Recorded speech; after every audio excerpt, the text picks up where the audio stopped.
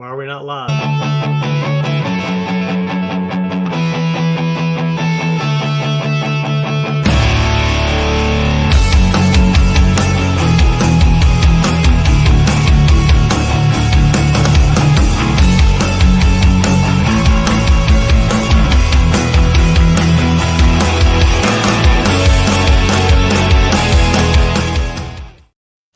Welcome, everybody, to the Dad Hat Chronicle Sports Show. I am your host. I am back, baby.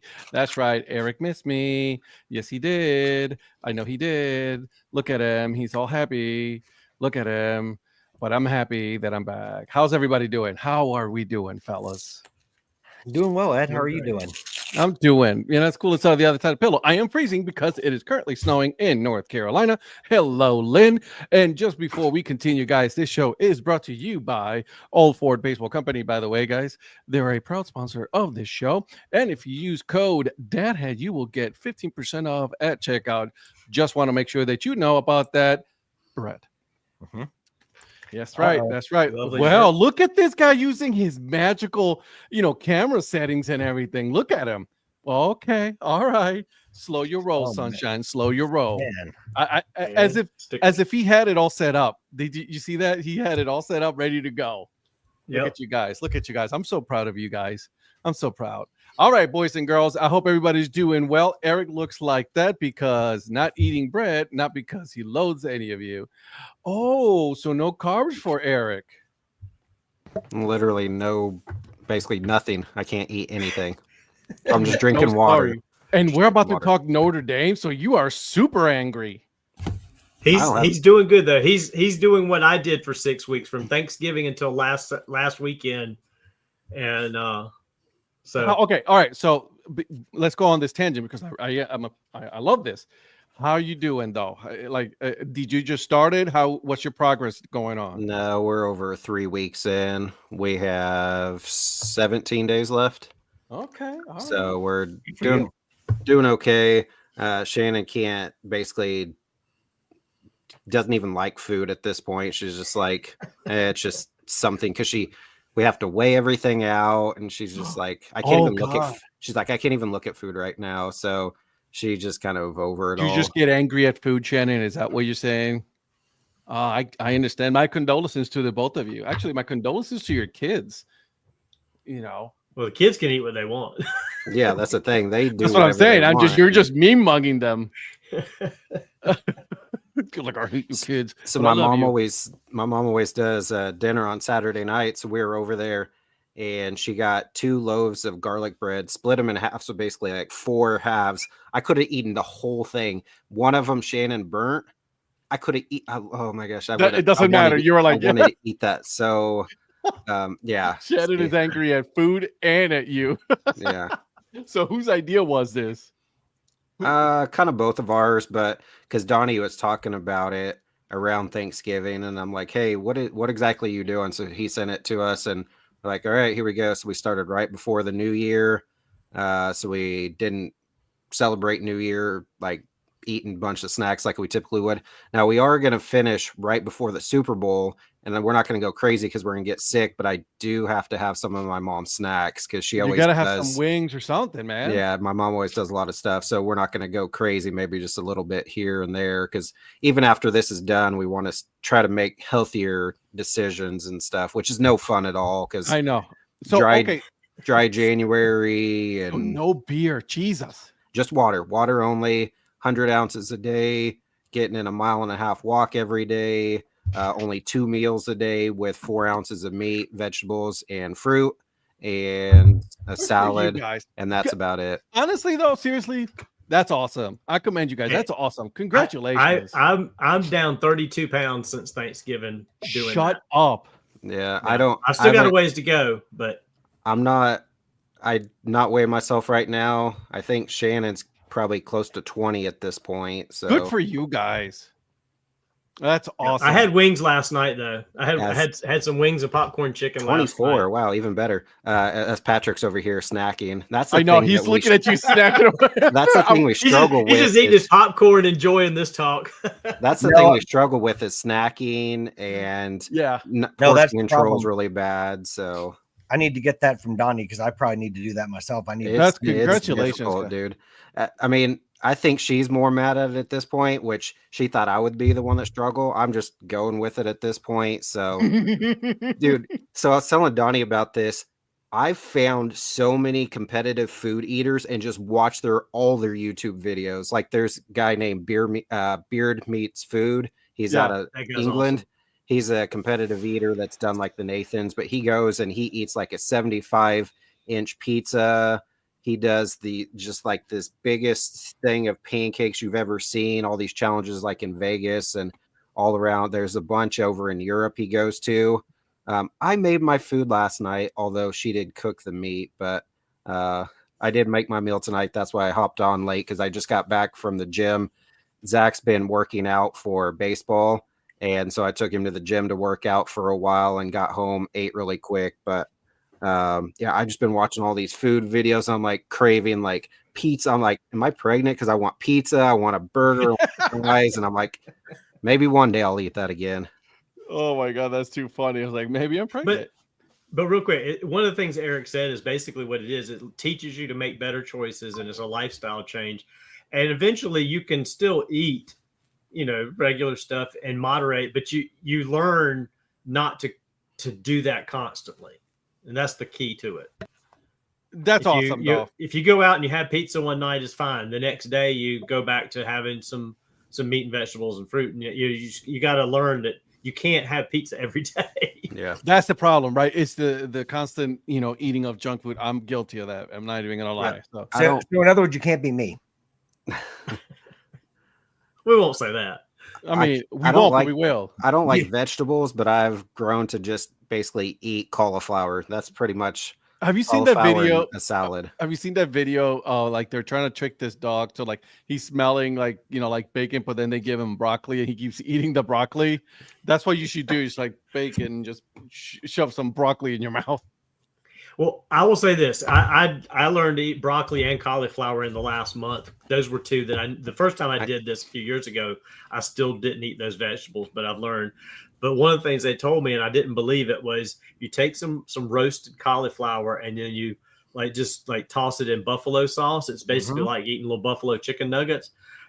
It's not quite, but I get where they're going with it. Use the air fryer for that. That's good. That's what I did. I put them in the air fryer in the little basket in the air fryer and got them done, and then just tossed them in some Frank's buffalo wing sauce. And it was like eating little buffalo nuggets. It really was. Yeah. I want you guys to know that, so for everyone in the chat, thank you for chatting in and being part of this conversation. I worked really hard alongside ChatGPT to come up with a list of things that we wanted to talk, so we can discuss. It already went out the window. We haven't even started, and it's already out the window because we've already talking about food here. See, that's the thing. That's why I'm like, we never really go. We don't really have a script because we just start talking about something. We're already 10 minutes in. And Donnie's like, can we get back to that list, please? Right. Or sorry, not Donnie, Virgil. My bad. Virgil's like, can we get back to the list? I really enjoy the list. Good for you, Tom, on dry January as well. I haven't done it. I drank a beer today as I was making my dinner. So we had Southwest pasta cavatappi, so it was really good. But I'll say this. Darla set up on Monday, and I was starving all day. I was mad at her because she set up on the slow cooker a chicken, sweet potatoes, peppers, onions, and all in this sauce all day in this house. And I was, oh boy, I said choice words. But all right, guys, so let's get back on a little bit of a track here. I'm sure we will go off the rails here in a second. Yeah, Virgil will appreciate this. You want to know what happens to people that don't talk about what's on the list? You just made the list. I always love wrestling references. So, all right. Let's start with what hat are we wearing tonight, as well as from the chat. Please put what hat you guys are wearing tonight, what you're drinking. I will start with you, Mr. Prospector. Go for it, my friend. Well, I hope everyone's doing well tonight. Tonight, I am wearing the spring training hat from the Seattle Mariners from 2024. obviously wearing it. We'll get into it later, but in honor of Ichiro Suzuki, making it into to no surprise to anyone, making it into the Major League Baseball Hall of Fame. 100% vote. Yeah, we'll get to the issue surrounding that, I'm sure, later. But Ichiro, friend of Lynn Smith. Ichiro, friend of Yes. Lynn Smith. Exactly. That's right. Exactly. So I thought I'd wear that in honor of him, but also congratulations to everyone else that's in. And tonight I am showing my old age yet again because we have more Crystal Light. Bro, you really are showing your age. I don't understand like why everyone thinks that's like an old person drink. Because it is an old person drink. Well, I mean, I've got my junior. Bro, mint my over here. uncle had me one time had me go to Target. He lives in Puerto Rico. They didn't sell them there. He had me go to Target so I can get him a bunch of packets so I can mail it to him. Puerto Riqueño. Most certainly. So yeah. So I just wanted to just put that out there. Just say, I just want to know if worry. it makes though. You I just what? want to know if it makes the Werther's Originals go down easier for you. Well, see, my Werther's Originals are back in the cupboard, but I've got my junior mints over here, and I got my Raisinets just over here, just out of my reach. So, I'm all set with all my snacks. So I love it. I love it. And he's gonna have a post-show cup of Sanka before he goes to bed. well, actually, I was gonna have some Manischewitz before I went to bed. So, Oh my God. While putting on some what was the some icy hot on his joints, so he can, it's all about that winter. It's all about that wintergreen scent, baby. that tiger was it Tiger Balm? Is it Tiger Balm? Tiger Balm. Tiger Balm. You know what? I use Tiger Balm. 'cause Honestly, though, I Tiger can't Balm. talk bad about Tiger Balm. I have used it myself on my shoulders, so it does help. BioFreeze for the win.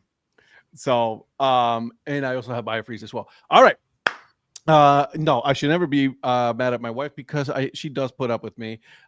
That's how it usually is. And she also has to put up with my little mini me. And she's looking at me at the door. She's like, "Yeah, don't be mad at me." You have to go on the snow to go get the dog. Yeah. So she had to go outside in the cold weather. Yeah, Phil, I There do what? have, Phil, I do have Tab soda. I did have some and I finished it, so I have to go to the grocery store to get more. So, all right, Virgil. I'm going to skip the mayor just because I just called your name, Virgil. Our producer, who really does get frustrated with us when we are trying to stay in line. What are you drinking and what are you wearing, my friend? I have no idea why I think I'd be so frustrated by this. The hat I'm wearing is the Chocolaco Monsters. This is their alternate logo. The 2024 Sun Belt League champions and one of the only teams in Alabama that's not affiliated. And I'm drinking a beer because apparently I'm a degenerate compared to all the other people here.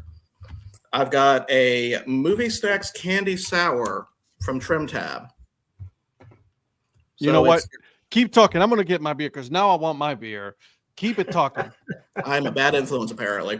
So it's a candy sour with tangerine, raspberry, wild berry, and lime. So I saw that one a while back, and it's like, I need to save that for the show. Yeah, I went to Divine Barrel, as you guys know. I texted y'all some stuff Saturday after the hockey game and picked up a few of the things that that were requested.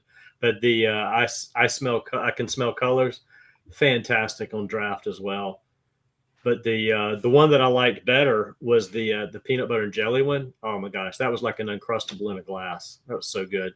What was that one called?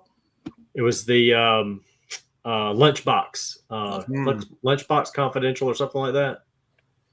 Very nice. But, yeah. I wish I had a. Those are the first beers that I've had since Thanksgiving as well. So I wish I had icy colors. Lock it. I have some cans. All right. Anyway. Good for you. So did you already give us a hat and your drink? No, go to Eric and then come back to me. All righty. Let's go to Mr. Influencer.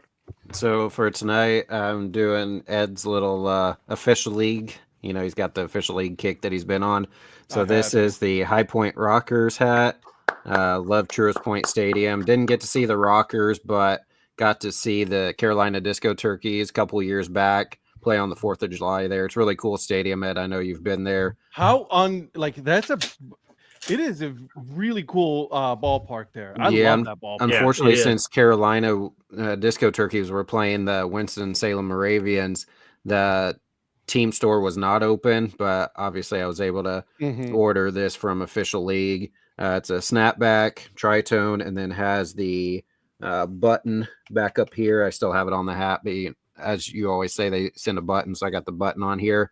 And as we talked about earlier, got the water. All right. So going for the water. I'm going to go now, if you don't mind, Mr. Mayor. I am wearing my Grasshoppers hat. By the way, this is the hat that when we were all at the game, this is the very same hat.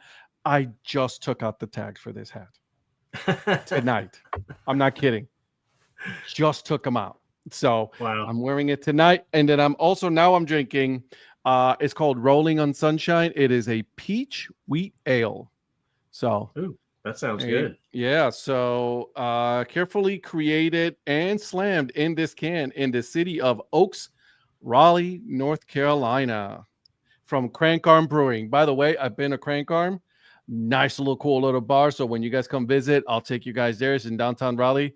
It's a cool bar. So awesome. Well, I am drinking water. Not Got bad. my big jug, my big Buc-ee's jug of water. I'm about halfway through that. 32 ounces left to go. Someone's going to be waking up multiple times and peeing in the night. I do that anyway. So I literally just rolled in to the street. Actually, almost slid into the street with the snow and ice that we have on the roads out here. Making the turn right up the street, my truck and trailer almost got a little sideways on me. So I creeped into the road, a little driveway a little while ago. Or actually the road in front of the house. Anyway, so I still have my Tri-Cities Chili Peppers hat that I wore off to work this morning. Yes, sir. Hope you guys have checked out the Earn Fun Average podcast from last week. I know Eric's going to have another one coming up, but they talked to the guys from Tri-Cities and about Cosmic Baseball. But the reason I bring that up is I'm going to switch hats because my mystery hat, game worn hat from the Omaha Storm Chasers arrived today on my National Hat Day purchase. So I'm going to see what I've got at the same time you guys see what I've got.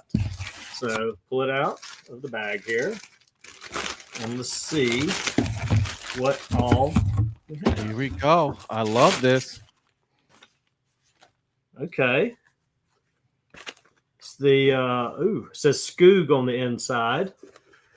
Skoog. Skog, so probably Eric Skoglund, maybe. Eric Skoglund. Okay. Well, this is the I guess this is a standard hat. So that's a different one than what Joe got. That's a nice one. Everybody got different hats based on what the availability was and the size that you needed. So this was my 7 1/8, and obviously this guy that wore this hat does not know how to properly. Well, he's just there fine. It is. There it is. Go for it. Oh, yeah. Give this a little push. No, we're taking you off the solo layout. No. That's detrimental to people's health. By the way, oh yeah. My wife just told me because it is snowing good here. There's somebody sledding down our street right now. So Skog, I had to put the proper little curve on this, and now this game worn looks like a gamer instead of one of those fashion hats. Nope. Anyway, Omaha Storm Chasers mystery hat. Eric knew mystery is solved. Eric knew how to wear it, so you just ruined it. Congratulations, just real quick, your National Hat Day purchase. Just real quick too, the other Hat Day purchase that showed up is the one in which my Wind Surge hats arrived today. So here we have this. Oh, I got that one. The ICT on the I back. don't have it as a franchise fitted. Yep. This is a nice 47 franchise. This one is for Mrs. Mayor. So this is her 47. Okay. I like the baby And it's blue got on it. That's nice. I like that the tag has the little flag on it. There it is. Yeah, that's a nice Such little a tag big there. fan of the tags, man. And the third one I've got is this nice one here that needs to be rescued at some point as well. So nice. That Wranglers logo. My God, is it pretty? Yeah, that's pretty. I like that. So those are the three that I got for National Hat Day. I wish Lawrence Dumont Stadium was still here. Oh man, that's nice. I like it. Yeah, I'm going to email Lexington Police for cruel and unusual punishment. Oh, don't worry, they're busy. There's a guy that's in a ditch up the Oh, I'm street. sorry. So they're taken care of. I forgot your fancy neighborhood has its own unit and it has its own division, so I'll just call them. Don't bother Rusty. He's sleeping. So that's my stuff. All right, boys and girls and everybody. Brett is wearing his Springfield. I'm sorry, no. He got his grits and chicharrones hat today from National Hat Day. Congratulations. I love it. Very good. Yes. Springfield Lucky Horseshoes 57% off from National Championship Score. There you go. So there's that. Okay, so I want to give you guys the option. All right. So obviously we got the list here. By the way, I have it here. Okay, on my tablet, ready to go. Okay, just want you guys to know that I have it, and then we're gonna mark it off as we go. But we can start with the NFL, okay, or we can start with college football playoffs. I'm gonna give you guys the choice. What say you? Well, Let's get the college playoff out of the way. but before we do that, I believe we have some results to go over. Oh, that's right, Oh, yeah. Mr. Okay. Producer. I apologize. That's okay. Take it away. ChatGPT didn't catch that. Honestly, I really don't want to go over these. You were last again. I'm last. I'm not going to even say what the record is. I'm last. Let's just say it was bad. All right. Okay. Second to last is Donnie. Hey, I moved up. You did move up, yes. In third place, who just missed their over-under, Patrick. Okay. All And right. by just missed, I mean by 20 points. No. Second place with 2 picks wrong is Eric, which means thanks to Monday's game, Ed is today's champion. Suck it, guys. Yeah. OH, baby. OHNO. OHIO. OHNO. Oh, no. Virgil keeping it in line. Eric tried to come up with new items so he doesn't get the part of the list that pertains to yesterday. I know. I did listen, Shannon. I sent the group the list. Okay, I just want you guys to know that I sent everybody the list so they can choose of what we can, what we can go over and see how it goes. So, but let's you know what? Why don't we start? Let's ease our way in. How's that? Let's help our friend Eric ease our way in. Let's start with the NFL that just happened. What surprised you guys? What were some of your highs, your lows of the games that happened this weekend? I think you had to start with the Lions, right? I mean, Jesus, what a letdown. Well, on two counts, the Lions just falling behind, but also the way the Commanders played, and specifically how Jaden Daniels played. Whoa! I think that he was. Kid is special. Yeah, he is, and he's playing as well as he's played all season, and he's doing it on the big stage. So good job, Jaden. Kid is special, so I'll give him that, man. Jesus, mother of God. That's a good one. Okay, I like that one. All right. So what about the Kansas City Chefs / umpiring? Let's bring Val in for this. No, I'm just kidding. The Lions were a big surprise. The two things that were not surprising was that Mark Andrews can't catch a ball and Patrick Mahomes gets all the calls. Those were not surprising. I mean, it annoyed me. I'm sorry. Like, there were some really ticky-tack calls because then on the other games, on the Baltimore game, right, when there should have been a roughing the passer against the Bills was never called. And listen, I'm not defending Baltimore Ravens. I'm glad that they lost, and I'm glad they again choked as usual what they do in the playoffs. But listen, we gotta just. And of course, Patrick Mahomes knows he's a smart guy. So what does he do? He goes in and shows that a little showmanship, let's say, of that. He decided to do the LeBron flop. He was flopping everywhere. He was Sorry, flopping Shannon. everywhere. Sorry, Shannon. I know we're talking about your team, but go ahead, Eric. No, I'm just saying if I can. My system seems a little delayed. I think I have Patrick's internet tonight, but it was negative. What did it get? -7 for the low today. So we got more snow yesterday. I'm like, we've had snow pretty much since New Year's or right before. I was like, we don't need any more.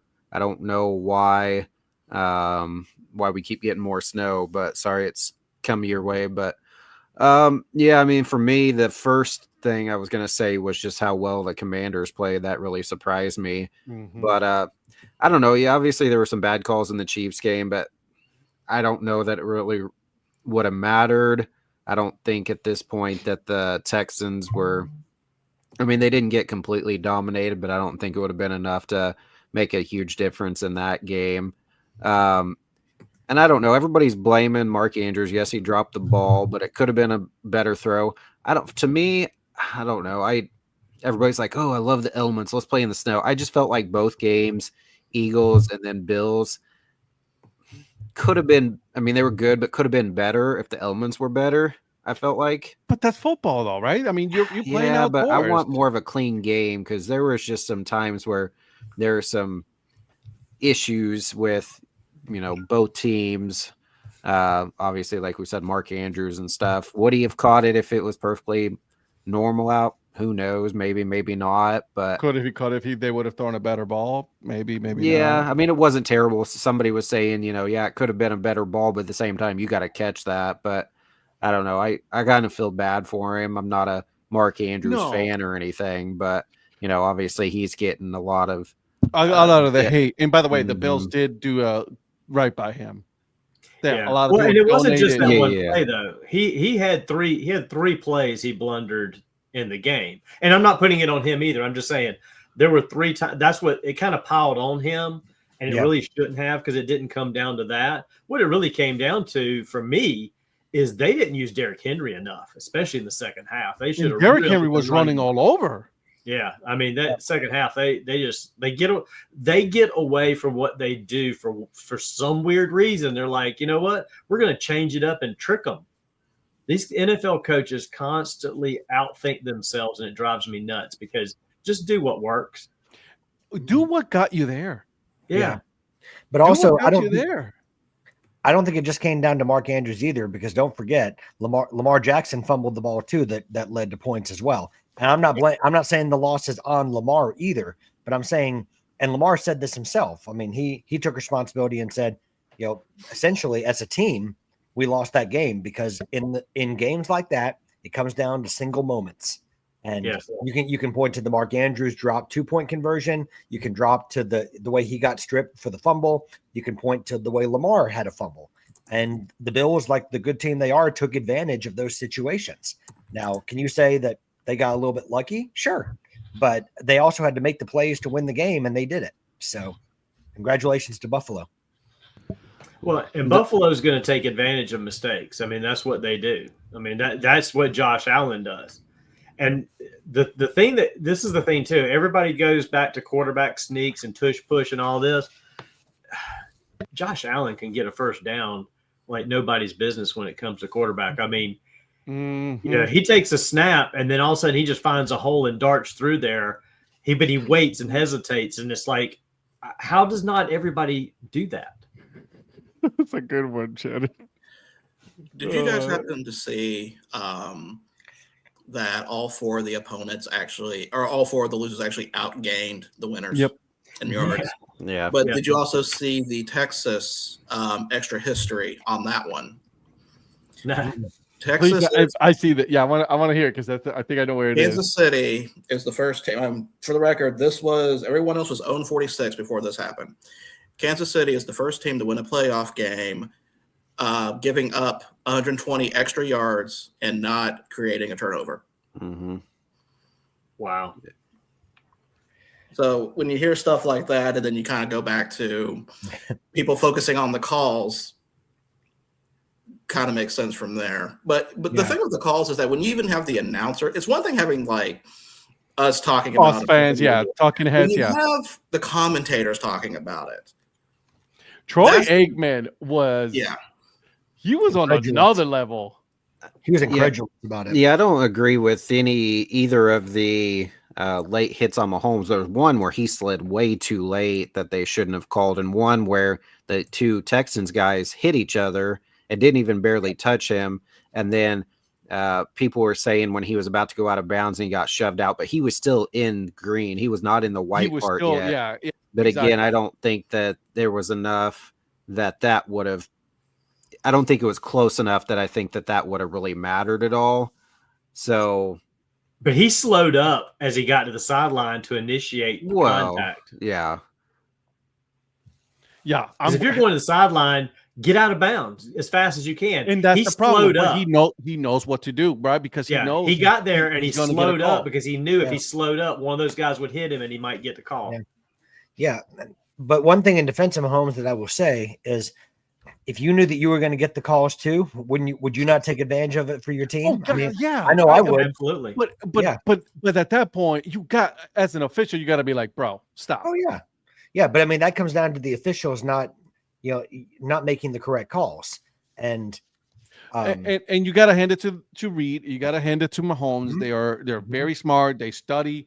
Mm-hmm. They know what's going on and all that. So they know that if he's going to go out of bounds, he's going to try to push it a little bit so that way he can get a call go his way, get an extra 10, 15 yards. Absolutely. No, yeah, for sure. Again, it's just my issue is if you're going to do that, that's fine, but be equal and do the same for every single other games with the other quarterbacks. Yeah, and Virgil brings up a good point about the penalties in that game. Houston had 8 penalties for 82 yards, and Kansas City had four for only 29. So Kansas City, from that part of it, played a cleaner game than the Texans. But yeah, I mean, as far as penalties are concerned, at least. So thanks, Virgil. I get it, Tom. Games in the snow are fun, but I didn't understand why MetLife was built without a roof. And I'm surprised that Bills' new stadium won't have one either. I'm not surprised about the Bills stadium because that's just their identity. But so is there are a lot of articles out there and some videos about some of the things that they're incorporating into the new stadium that are going to make it. I mean, it's going to be super high tech as far as ability to handle the situation with the snow, because I think they're building in stuff into the stands that will help melt that snow and keep it from accumulating in the stands, so they won't have to shovel it out and filter off all the water and everything. So they're going to have some ways to prevent it from being a big problem. Now, that won't happen on the field, but I think they may also have some situations I think they're trying to do with warming the turf a little bit too. Yeah, that was brutal for us. We went to Chiefs Titans probably 6 or 7 years ago. It was -2 during the game, and it had snowed previous. It wasn't during the game, but like the day before, earlier in the day, and it was just snow packed where you walk kind of in between or in front of the seats. So our feet were just sitting on snow the whole game. So our feet were just like, you couldn't even feel it. It was miserable. Oh, I bet so that would have been nice to have something that kind of would have melted that snow there. So the new stadium in Cleveland that they're building, if they're building it after being sued, it is going to be a roof. There's going to be a roof on the stadium. So, Now, an important thing about that stadium, though, are they going to have like progressive all on like the closed roof? I mean, I need to know who sponsors that stadium. Sherwin-Williams. If you guys, sure, yeah, they're based out of Cleveland too. So the roof is on fire, Patrick. Yep, pretty much. Phil, this is a good question. Why don't you ask those two fans that in Kansas City? Idiots. What happened to those two idiots? Yeah. Don't come back to me when you're suffering from hypothermia. Yeah, and I'm not trying to impress anybody. I would never do that. I would not. No, I'm not that. Don't be stupid. I ended up getting Shannon, her best friend Samantha from episode 128, and I ended up getting field passes.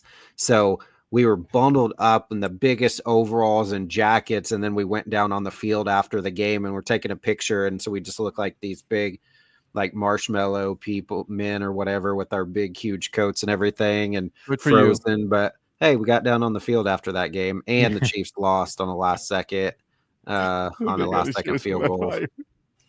Good one. I did want to say, so we haven't really talked about the Eagles Rams much. And again, you know, you guys enjoy the snow. I think it was a factor in that game, especially for the Rams, because, like, for instance, Puka Nacua got 14 targets and only had 6 catches. You know, usually he's not. I know a lot of those where Slay was covering him and had some good pass defenses, but there's a good 3 or 4 at least of those that normally he would catch that were, you know, close or short hopped or going out of bounds and can't hang on to it. So I think it played a factor for Nacua. Now Kupp finally did a little something. He had like 5 catches for, I don't know, 50 or 60 yards. Virgil could probably tell us, but yeah, I think the factor, well, they couldn't stop Barkley at all. No. And that's the thing. If you have a good run game in the snow, you're going to, because who was that had that, who went off like a couple years ago in the snow, had like 250, 70 yards. I don't remember. Somebody had a ginormous game for either the Bills or the Patriots when it was snowing out. Yeah, I remember. But here's my thing. Okay, listen. They earned a right to play in their stadium. The Philadelphia Eagles, the Buffalo Bills, right? That is their home game, right? If you want to play in your home field, then earn it. Right, for Los Angeles or the Washington Commanders. The Commanders had the chance to play in their stadium if they wouldn't won their division. They lost some games late, and then look what happened, right? So I have no issues at all, none whatsoever, when it comes to having the weather be a factor. That's part of the game. It's always been part of the game. And, you know, and if you're going to be a good game, Baltimore has no excuse either, by the way, because they also play in Baltimore, Maryland, which last time I checked, it snows there, and it's an open stadium of where they're at. M&T, is it M&T Stadium? So M&T Bank Stadium, yeah. M&T Bank Stadium. Yep. Speaking of banks, Wichita Wind Surge has a new stadium name that we're not calling it that. We're calling it Riverfront Stadium. Yep. I'm calling it Falcon Park. The producers, you know, always with the good stuff here. 6 for 97 for Nacua. What about Kupp? 5 for 61.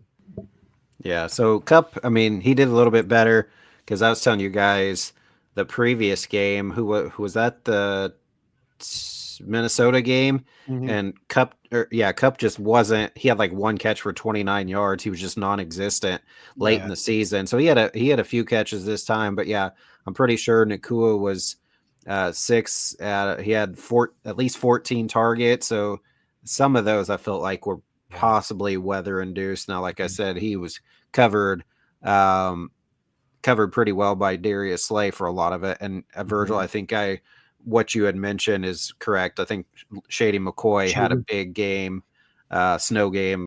I don't know how many years back, 4, 5, 6 years ago. So yeah, if you have a really good running game like Saquon, you know, you're bound to probably fare a little bit better. Now, Kyron Williams is pretty good, but I don't know that he's gotten as much time in the snow to play like Saquon did in New York or now in Philly. But I mean, they also had in Baltimore, they had Henry, right? And this is the thing that we were just talking about. Like, they did not use them. I think it was you, Patrick. That's like, they didn't use them at all, like the way they should have in that game. And again, they went away from their identity. And I don't understand for the life of me is once you get the running game going, dude, they will kill anybody, the Baltimore Ravens. And they didn't. Yeah, they normally run a lot, and then for some reason in the second half they tried to pass all the time. It's like you don't even have your best receiver there, so why are you trying? And why don't you just keep feeding Henry the ball? Henry 16 for 84 yards. Yeah, and producer, please check me on this, but I want to say in like the second half he only had like 24 yards or something like that. It was something like that they just didn't even use him at all. They hardly used him at all in the second half. Which is the problem. Right. You have Henry, and then you have Lamar Jackson, which, by the way, he's a pretty good quarterback. He's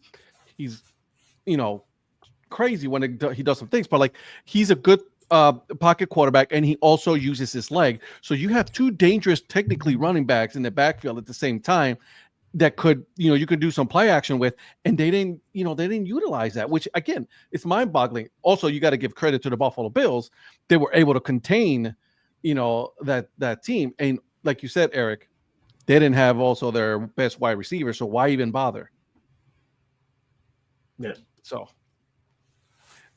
there were some good games. I'll give him that. Like, I mean, there were really some good games. I enjoy them. And I put it on Threads. I was like, there's just something so satisfying seeing the Baltimore Ravens choke yet again in the postseason, like they always do. They have not been able to do anything. They're good in the season. They're dominant during the season. Everybody's anointing them the next team, and then they do this. Yeah. So the thing is, it's going to be hidden a little bit by the fact that the Lions also and the Vikings got knocked out, because both of those teams were supposed to be really making a run at it as well. And a few years, it's basically Baltimore's kind of like the lone one to do something stupid like this, but now they share the limelight a little bit. So it's not that it's going to take the sting off of them, but the narrative's going to pass on quickly to these other games, because now the thing is, Josh Allen, Pat Mahomes, what that's going to look like. Yeah. is you already seeing the jokes about the Bills being called for penalties in next week's game already. So it's just like, what's going on? What is Buffalo going to get over that hump? I guess is what I'm trying to say. And you've probably already said this, but it's this version of Manning, Brady, right? So they were pretty much always in the AFC Championship game against each other. Now it's Mahomes, Allen for the most part. I know there's been a few years where it hasn't been, but I think that's just our next kind of duel in the AFC. Yeah, and I think with Josh Allen, I think it's going to be. There's two schools of thought. Some people, I was watching ESPN today, and some of them were saying that Josh Allen needs to be a superhero, but then on the flip side of things, it's not so much that he has to be a superhero. It's just that he has to not make those mistakes that we think Pat Mahomes won't make. So now that he's older and more mature, and you started to see that, like in that game when he was going down and he was going to flip that ball to James Cook, he would have done that in years past, but he didn't do it there because he wasn't reckless. He knew how to keep the football, and I think he's growing as a quarterback. So I think he just needs to not make mistakes, because he needs to take advantage of the Chiefs when he can, because what the Chiefs rely on is they hope that you're going to help. They hope that you're going to stick around in a game and not take advantage of your red zone chances to not, to do that. And then they just want to stick around until they can kind of make just one more play than you.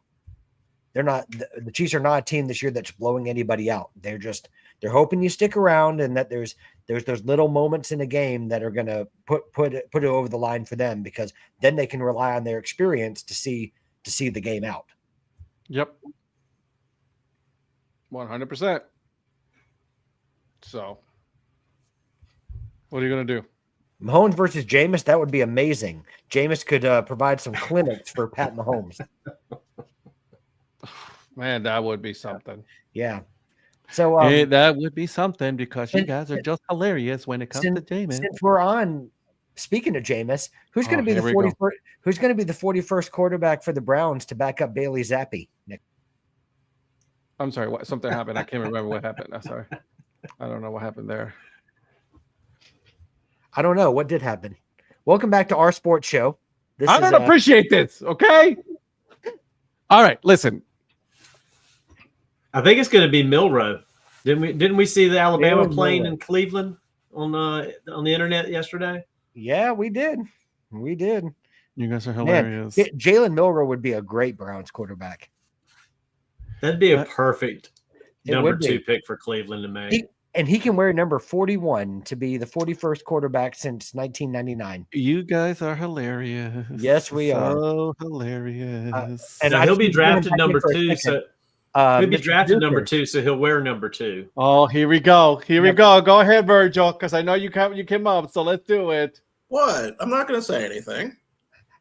Go ahead, Well, then go I'll ahead. say it for you. Bailey Zappi will be the starting quarterback in 2025. I'm just waiting to see. I'm waiting for the Browns to pick up Rodgers so Ed can switch teams. I hate you all. I hate you all. I have not said a word tonight. I will take Eric out of this. I hate the three of you talking about you guys bringing up Rodgers like that. Just want you to Come know on, that. now don't mess with the tournament bracket now. I mean, we got to get seedings right. I mean, you can't be saying. Well, don't you keep hate talking Eric. this stuff, and you're about to be added and replaced. You're gonna take You hear Eric's that? spot. What, You hear what makes that, you Virgil? think he's not already on there? True Yeah. story. Yeah, I was gonna say. You act like I haven't already earned my invitation. That's true. All right. So Anyway. we'll talk on Thursday on our thoughts on what's going to happen with the two championship games, AFC and NFC, right? So we got the Kansas City Chiefs going against the Buffalo Bills. That's going to be a great game. Yeah. And then the Philadelphia Eagles again, the Washington Commanders, another game. Listen, Yeah. I have been impressed with the Washington Commanders. Mhm. That is a dominant team. This got weapons. kid, sweet Jesus. Yep. What was it, Virgil? 5 turnovers by the Lions? 5? Yeah, Which it is- was. Yeah. I mean, a lot of it was self-inflicted, but at the same time, yeah, the Commanders played really, really well. We were at my mom's watching that game and we're like, what is happening here with the Lions? Was it the bye? Was it too many injuries? Was it just the Commanders? Like, I think it was a mixture of all of that. Honestly, yeah. I think it was a combination of all of that to varying degrees.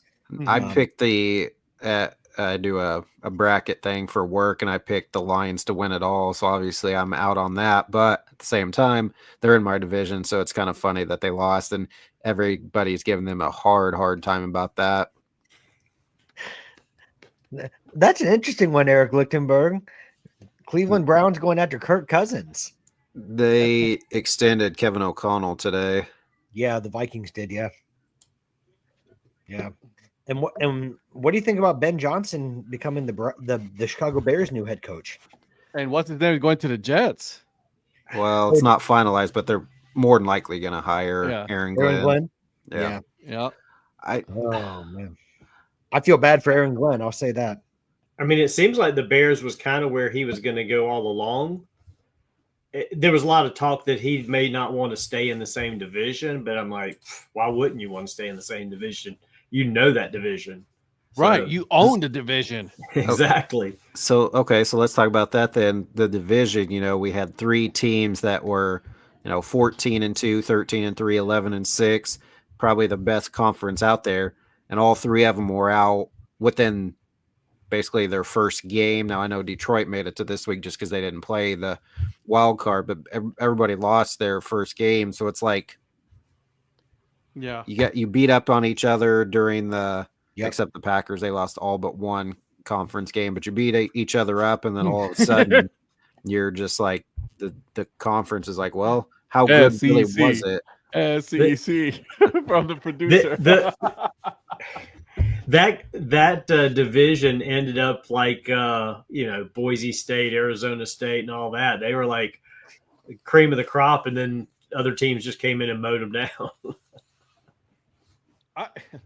Bravo resurrecting in Cleveland, and Hoodie Jr. is back in England. I know. I literally sent the guys a text. I was like, this dude got more lives than a black cat. My God. Yeah. Well, I mean, No I know one Eric- had heard of him, that dude, for a long time. And all of a sudden, oh, by the way, McDaniels is going to be I the was new gonna OC. say, Like, where's he been? at home, vacationing? So Yeah. did that? Josh McDaniel. Oh Josh yeah, McDaniels. So is that like Kingsbury, where he disappeared after he got fired in Arizona and took off a year or two, and then now he's But back? did you see that dude's house in Arizona? Yeah, I would have been like, Oh, I'm on vacation. So nice. Yeah. He had like 12 phones on his little thing. And Yeah, got on the the fireplace and the.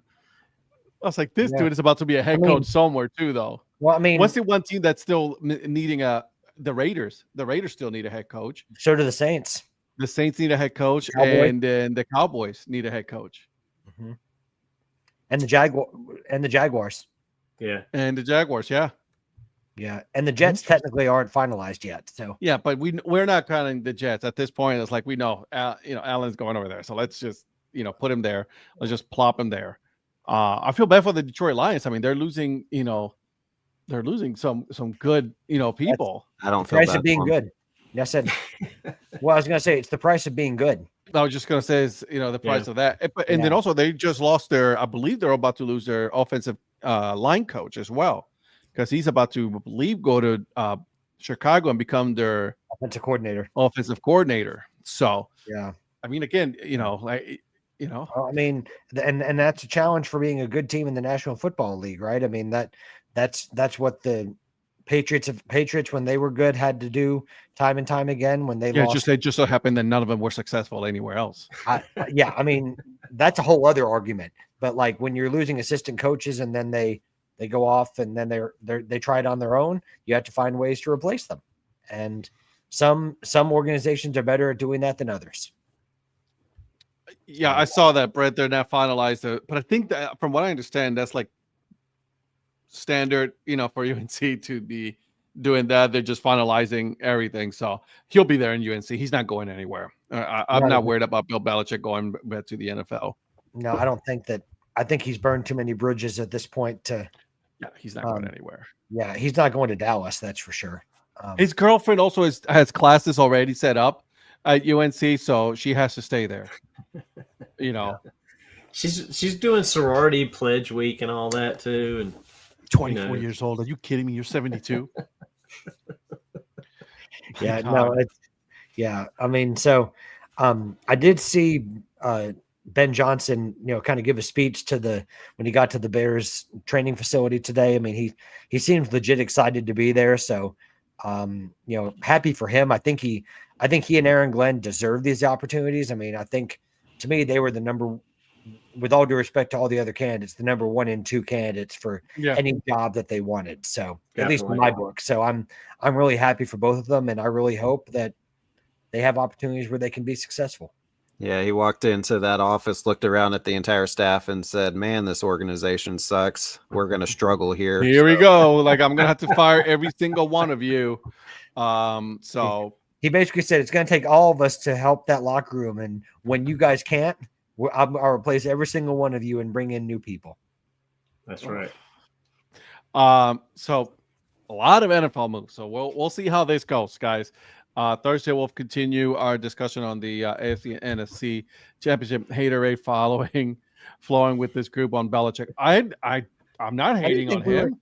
No one's hating on him, Bill. No. All I said is that he had some bad blood in the NFL. That's not me saying that. That's a lot of other people saying that. That's just facts. Yeah, I think Bill is one of the greatest coaches ever. I mean, I wish he would have gotten the record, but no one wants to give him the record. Yeah, no one wants to give him the opportunity. I have nothing. Here's the thing, though. If he turns around that UNC program, watch him. He come back for at least one more year to try to get that record. I'll say that. I mean, if he can do that, his reputation may be healed. So right. So we'll see how I think that's what he's looking to do, is to adjust his reputation, because he's had such a long stretch with a certain reputation in New England that I think I mean, I don't know about you guys, but everything he's been doing in the media and stuff is like a whole different person. Yeah, he's not even the same person. I think he's trying to turn that into, I can be a coach like that too. Yeah. I appreciate the fact that he worked with the Manning brothers. I mean, it kind of really just showed a whole different side of him that no one was able to see. Yeah, and Pat McAfee. Yeah. And I think Saban did the same thing. Not that Saban's looking to go back to coaching, but you see different sides to both Saban and Belichick when they do those roles. Right. I think what we're seeing is what all the people behind the scenes have said and seen for years, because you've always heard about both Bill and Nick Saban having great senses of humor and just not being the same kind of person that they are on the podium. So I think it was the persona that they put they just showed out there. By the way, from the producer, reminder: UNC's last ACC championship was back in 1980. I was not born yet. Donnie was 27. And he's like, "Yeah, Not you're pretty quite. close." I thought it was I and was then, double digits though. thought he was of course, 37 at that point. Of course, Eric goes. They're the new standard in the ACC. Speaking of in double digits, real quick, did you guys see the 11-year-old got that 1-of-1 MLB debut patch from Skeens or of Skeens, and so he's still offered that 30 years 30 of year. season tickets for the Pirates, Skeens jerseys and stuff. That kid lives in California. Why would he take that? No, the one that he needs to take is watching a game with Livy Dunn in the box. Yeah, that's what the I told one. my brother. That's the And- only thing Eric wants. That's the only reason he went out and bought all those boxes of cards trying to find it. That's right.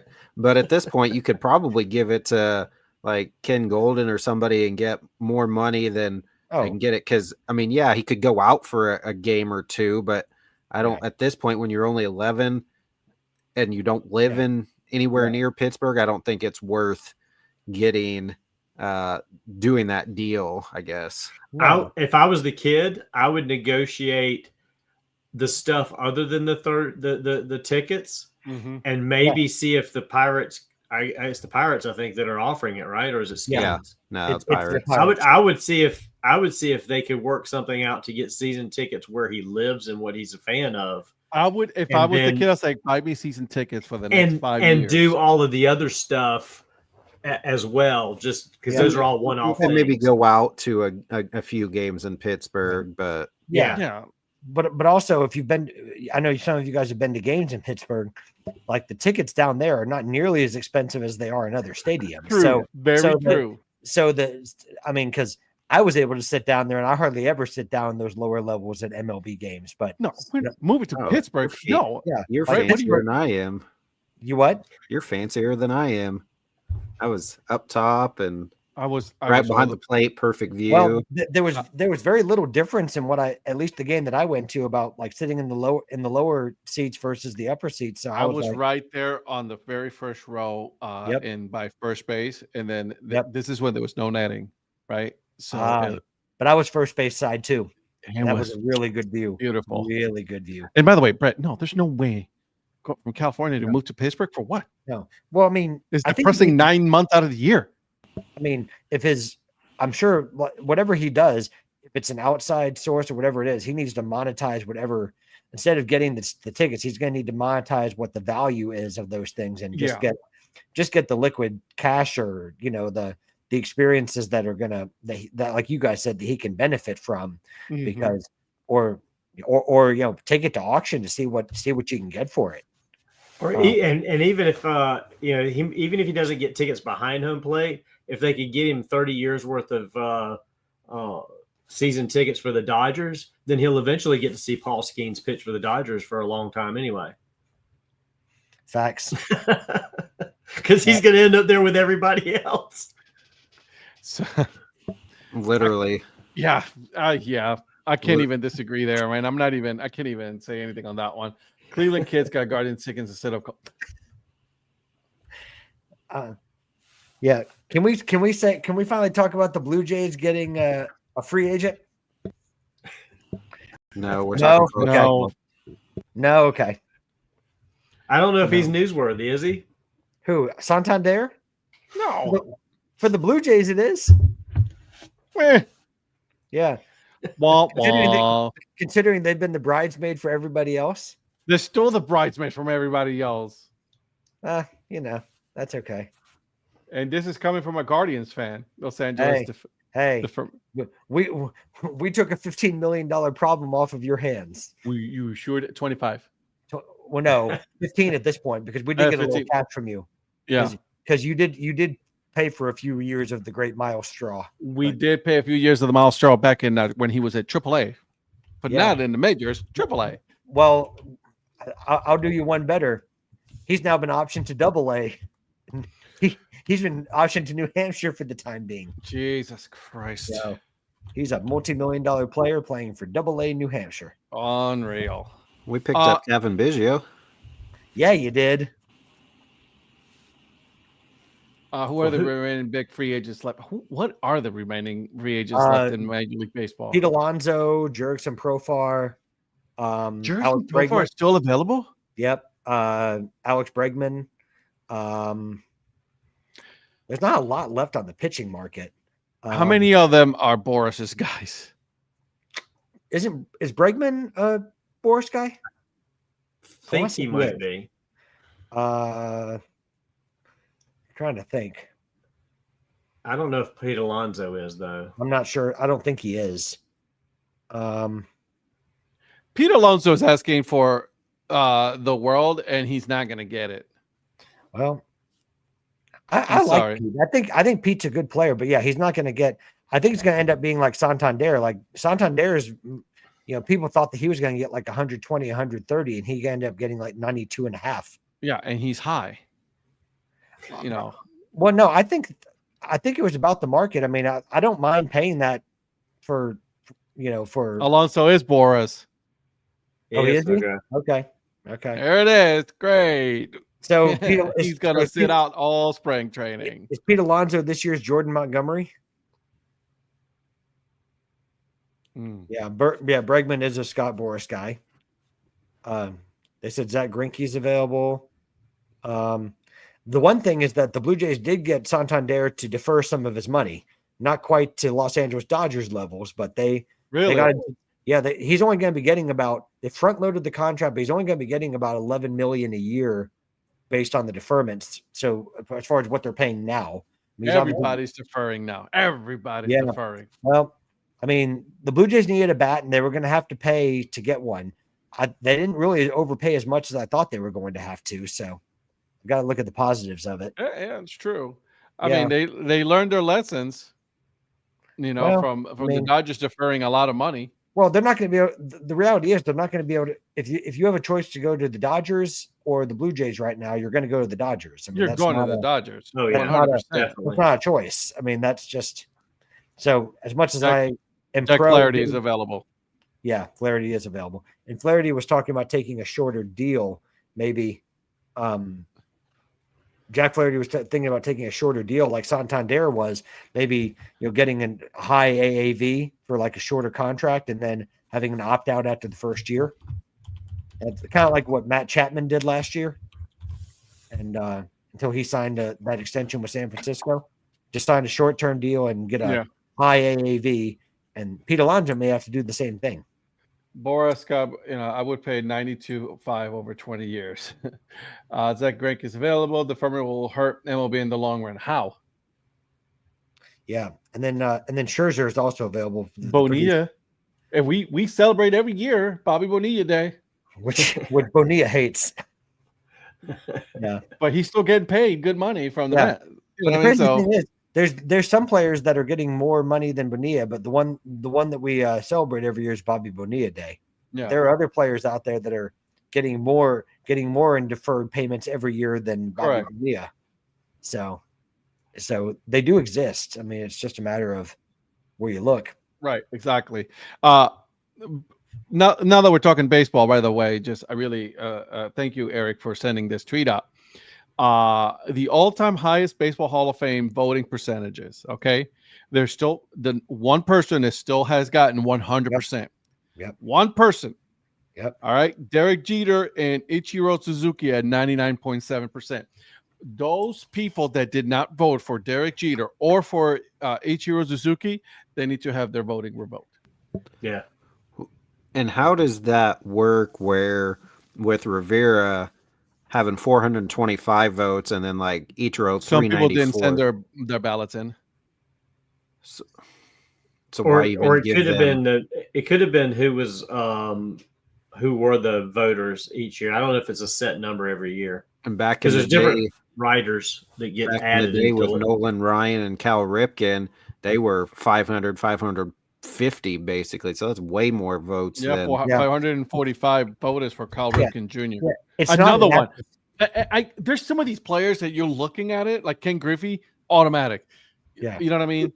Nolan Ryan, Cal Ripken Jr. Like, really? Like, how Is the 3 people that didn't vote for Griffey first, is that because he didn't win a World? Like, where do you come in at? Why would he not be? Obviously, I can't speak for the people that did it, but it's almost like you just want to dare to be different, and you want to be that one person that does it just for the heck of it. Well, then take away their voting rights. take away their voting? This should have been, yeah. Oh, I was watching MLB Network tonight, and they were talking about it, and they were saying maybe there's just different eras of of writers about what they value versus what they. Bob Costas was like, you need to bring this person out and find out why you got to explain yourself as to why you didn't vote for Ichiro, because that's atrocious. Yeah. And Virgil makes the producers, put in the chat here that even Hank Aaron wasn't unanimous. So, well, I can see why he wasn't unanimous. I'll be honest. I'm sorry. I'm gonna do it. Okay. Wow. They're playing the race card on that one. They didn't want to vote for him. Sorry. It is what it is. So. Yeah. And then, and then Brett makes a good point about, like the fact that you'll never know who it is because you can mark it public or private. He's saying he thinks all need to be public. The Hall of Fame should make all ballots public domain. Absolutely. So that going into it, if you don't vote, people are going to know who you are, and you're going to have to deal with that. And if you're prepared to deal with it, and you want to have your argument, whether it's right or wrong or accepted, that's fine. But you should know going into it that if you are the lone person, everyone's going to know who you are, and everyone's going to try to vilify you. Yeah. Well, and the problem is that those people that vote no, they've never stepped a foot on a field and don't know. I would be willing to bet they've never stepped foot on a field and don't know what it takes day in and day out to be at the level of these people who are in that position. Yeah. So. I love this little nugget here from Brett. In December 2016, members of the BBW AA, the Baseball Writers Association, presented the annual meeting for the winter meetings, voted 80-9 in favor of making it mandatory that all Hall of Fame ballots be made public. The board of the directors of the Hall of Fame rejected the proposal. See, that's just ridiculous right there. That's bullshit. It's I'll say it for you. It's wrong, just like your take on Notre Dame. What I will say though, is one cool thing about the announcement is that former baseball bucket list guest Josh Rawitch is the one that announced the ones that were inducted into the Hall of Fame today. That was cool. And so I thought that was cool that a former guest on a Curb Rim Media affiliated podcast was featured today for such a big day. I thought that was awesome. So it really makes me mad. It makes me mad. Brian Kenny was mad too. I mean, you could just see it. I mean, Costas was too, but Brian Kenny almost looked incredulous when he said it was 99.7, and Josh Rawitch was basically trying to make the argument that what matters is that he got in, and it's like no to people who are watching it. I mean, I don't know what else Ichiro could have possibly done to like never batting under 300 to 3,000 hits. I mean, other than winning a World Series, I don't know what else he could have done. And then also let's not forget that he had a full career in Japan before coming, to the United States with the Orange Blue Wave. Yep. So I mean, yeah. Oh, it just frustrates the hell out of me. Yeah. What about the other two guys? What are your thoughts on CC and Billy Wagner? Yeah, I knew he was going to go in CC, and then he was going to be a Yankee. Yeah, well, I was a little surprised that he was so quick to be a Yankee because, I mean, obviously getting started in Cleveland, but I guess most of his playoff appearances were as a Yankee, so I guess that's why. But World Series as a Yankee. World Series as a Yankee, so I guess I understand that to a degree, but CC is kind of like the last of a generation. Well, he's one of the last of a generation about was being durable and being an innings eater, and they made the good point that he's kind of like a left-handed Jack Morris in terms of the type of pitcher he was, not in terms of anything else, but like ironically it took Jack Morris 15 years to get into the Hall, but yet CC is gets in first ballot. I think it's just that appreciation for what he would do. I mean, pitching the 240 innings, logging, as many starts as he could, just doing whatever he could do. And so congratulations to CC. And I was just seeing Billy Wagner's emotion about getting in, the raw emotion. I mean, I thought that was one of the best things I could have seen. I mean, CC and Ichiro were pretty cool about it. I mean, I think they both kind of expected it, but when you could tell Billy's been waiting 10 years because he was so emotional. Finally getting in. And, you can say, oh, well, you still got a chance and you can wait another 365 days. Well, Billy Wagner heard that 9 times. So it's just to see him. I was super happy for him considering his story. And if you don't know his story, look it up. I mean, it's pretty cool. So, hey, Virgil puts I was like, it was probably the voter from Cleveland that didn't vote for Ichiro because of the comments that Ichiro made, which was, to tell the truth, I'm not excited to go to Cleveland, but we have to. Ichiro said, though, through an interpreter, if I ever saw myself saying I'm excited to going to Cleveland, I punch myself in the face because I'm lying. I'll be honest with you, back then, Cleveland wasn't that big of a, everybody's entitled to their own opinion. So what's wrong with that? Like, I mean, people hate on Cleveland all the time. Yeah. For God's sakes, we had a river burning because of pollution. Yeah. Mistake by the lake. That's what they're called them. Like, who cares? Who's the Guardians? Who's the Guardians beat writer at the Cleveland Plain Dealer? Oh my God. Well, I don't think he's there anymore. I think it was Paul Hoynes. Seneca Wallace. No. Okay. Shut your face. Shut your face. It's disrespectful like that. So, honestly, Virgil, you're probably right. Yeah. How many votes, how many first ballots were under 5%? Also, I think, in my opinion, Brian McCann, opinion, Beltran should have gotten in. Whoa. I wasn't surprised that he didn't get in this time. He got 70%. He did, and he'll get in next year, I think. I hope so. To me, Carlos Beltran was not like a first ballot. Was this his second year?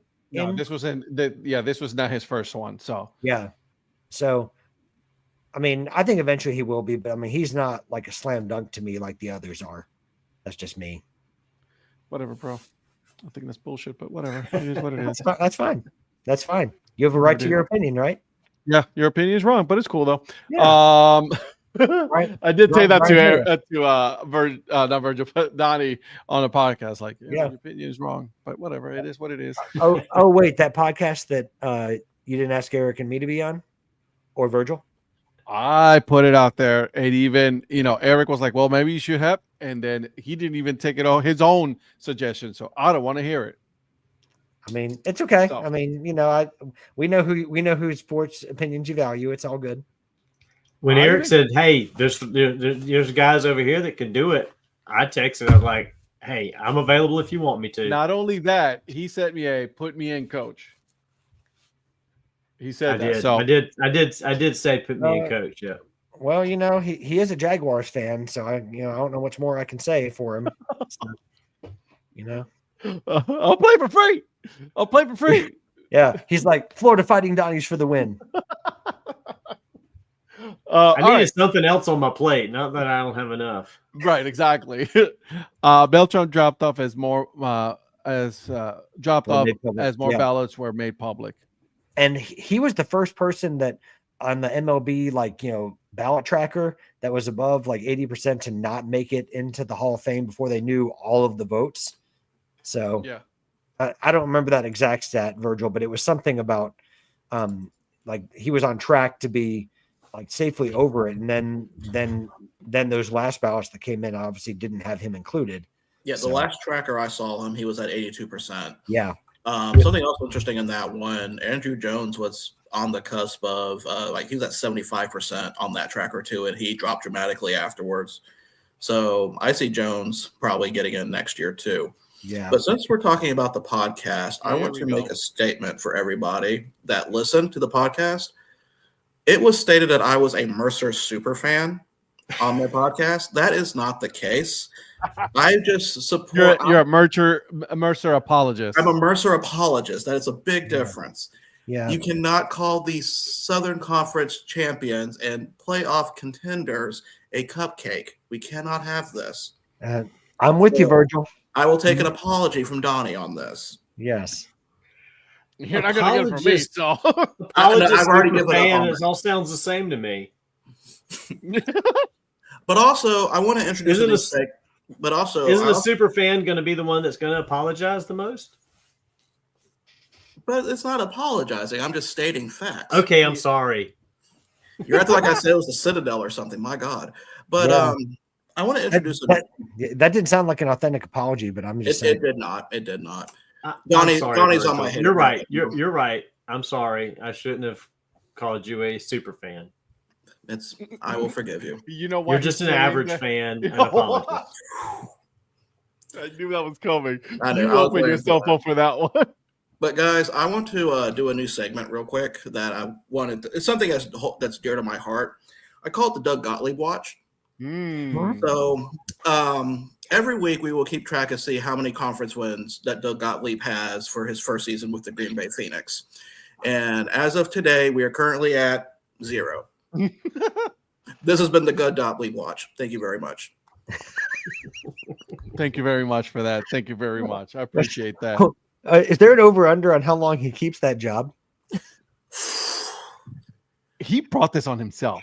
That's his fault. Yeah, he did. He brought this on himself. He should have just kept his mouth shut. Stop tweeting about things that you have no clue about. Just shut up. He's going to write a memoir about this experience, isn't he?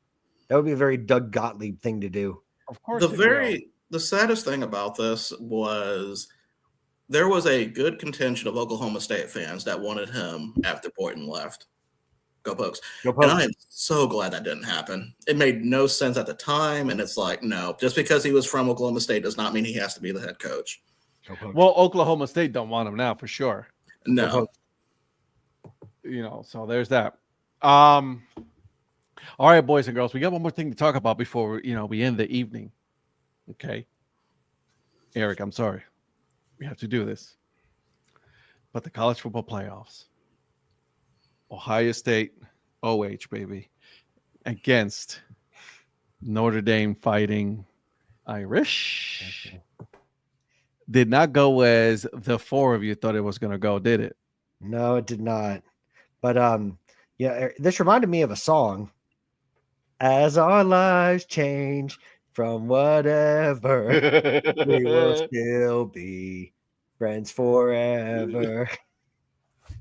Anyways, this has been our little musical segment with the influencer. All right, so let me ask you this then: what happened? Honestly, we all watching a game, and then Eric, in your opinion, what happened? What happened was Donnie Wise. I was excited. They came out first drive. This segment scored. brought to you by okay, Eric. Here we go. Yeah. Yeah, I mean, they were the first one to strike. I didn't play defensive back for the Irish. Yeah, but you put a video up on for all to see, and so it's 100% your fault. Also, is that like in person in real life? You can't tell if I'm frozen or she's talking about right now. Like when you were sitting there, you were zeroed in on the camera. Also, by the way, down. you know that it's like super cold where you're at, so I mean, you could technically be frozen. She's correct. I cannot provide much analysis because I stopped watching in the second quarter and went to bed. I got great sleep. I'm glad you did. Wow. Yeah. Because now see, that Virgil is an apologist and not a super fan. That's fair. No, it's that congratulations, an NFL roster beat a college team. Woohoo. Wait, no.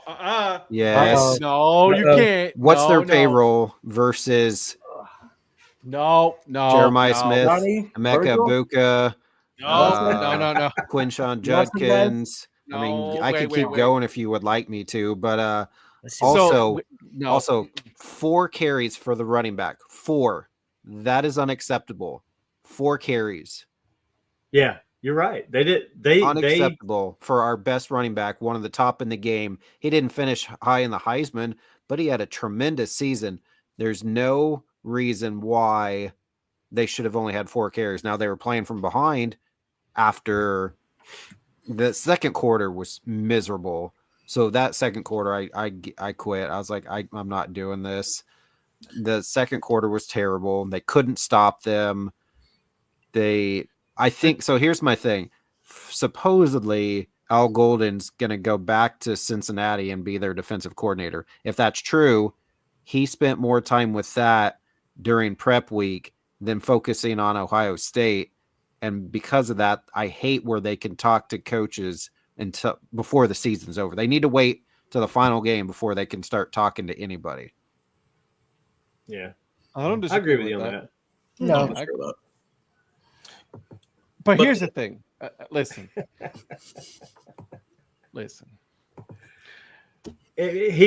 Zach's right. Notre Dame did beat themselves because Yes, you're right. They didn't run the ball. I think I even texted you guys at some point. They were in panic mode. Yeah. They got, and I guess it was that second quarter. They let it get away from them, but they weren't running the ball and trying to control the clock, and they let Ohio State just like get some big plays. Get behind them. Why are we shitting on Ohio State? Why are we doing this? Right. Well, I was going to say about the disparity in rushing yards was 214 to 53. So I mean, like that explains it right there. I mean, you have an average of 5.3 yards for Ohio State and 2.7 for Notre Dame. Ohio State spent more time in the backfield than Notre Dame spent. I want something on the record though. Eric said that this was an NFL team that they played. So that means Ryan Howard is an NFL quarterback to him. He could be. He's What? not. He's the next quarterback in Cleveland. He's as good as Bailey Zappi. I just want to keep track. We're gonna have a Ryan Howard watch. Not Ryan Howard. Will Howard. Will Howard. Wow, sorry. Ryan Howard watch was years ago. Sorry. We're gonna have a Will Howard watch coming up. Maybe he's the backup for Bailey Zappi. We'll see. Exactly. See? Yeah. Well, I mean, all we know is that Bailey Zappi is the established starting quarterback for 2025. That's that much is clear. So no, but to Donnie's point, I think that it did get into a point where Notre Dame had to be, like urgent. It got to be urgent for them. But what they were doing is they were doing the same plays that they were doing in the first quarter for that drive, which you can do in the first quarter when Ohio State's not up by 3 touchdowns. But what they really need to do is something I think Notre Dame's not comfortable doing, which is stretching the field.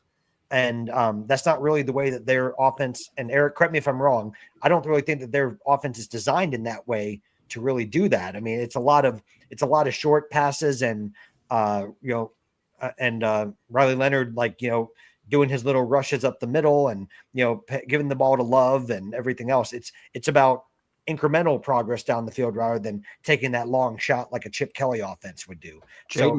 Jaden Greathouse had a good second half, and I think he's Phenomenal. only a sophomore.